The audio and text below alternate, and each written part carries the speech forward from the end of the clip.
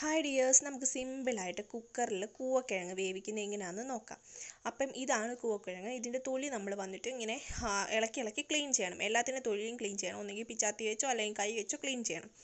അതിന് ശേഷം നന്നായിട്ട് വെള്ളം ഒഴിച്ച് കഴുകി കളയണം. ഇതിൻ്റെ മണ്ണൊക്കെ നന്നായിട്ട് കഴുകി കളഞ്ഞതിന് ശേഷം നമ്മളൊരു കുക്കറിനകത്ത് ഇത് മുങ്ങി നിൽക്കുന്ന രീതിയിൽ വെള്ളം ഒഴിക്കണം.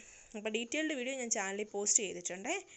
അപ്പോൾ മുങ്ങി നിൽക്കുന്ന രീതിയിൽ വെള്ളം ഒഴിച്ചതിന് ശേഷം ആവശ്യത്തിന് ഉപ്പും മഞ്ഞൾപ്പൊടിയും ഇട്ടിട്ട് കുക്കറിൽ ഒരു 10-17 വിസിൽ വരുന്ന രീതിയിൽ നന്നായിട്ട് കുക്ക് ചെയ്തെടുക്കുക. അഥവാ നിങ്ങൾക്ക് വേവ് കുറവാണെന്നുണ്ടെങ്കിൽ ഒന്നുകൂടെ വിസിലടുപ്പിച്ചെടുത്താൽ മതി. ഈ ഒരു രീതിയിൽ വെന്തെടുത്ത് കഴിഞ്ഞാൽ നമ്മുടെ കൂവക്കിഴങ്ങ് റെഡി ആയിട്ടുണ്ട് കേട്ടോ. ഉടനെ തന്നെ വെള്ളം ഡ്രെയിൻ ചെയ്ത് കളയണം. വെള്ളത്തിൽ വെച്ച് കഴിഞ്ഞാൽ ഇതിനകത്ത് പെട്ടെന്ന് വെള്ളം പിടിക്കും. അപ്പം നമ്മുടെ സിമ്പിളായിട്ട് കൂവക്കിഴങ്ങ് റെഡി ആയിട്ടുണ്ട്.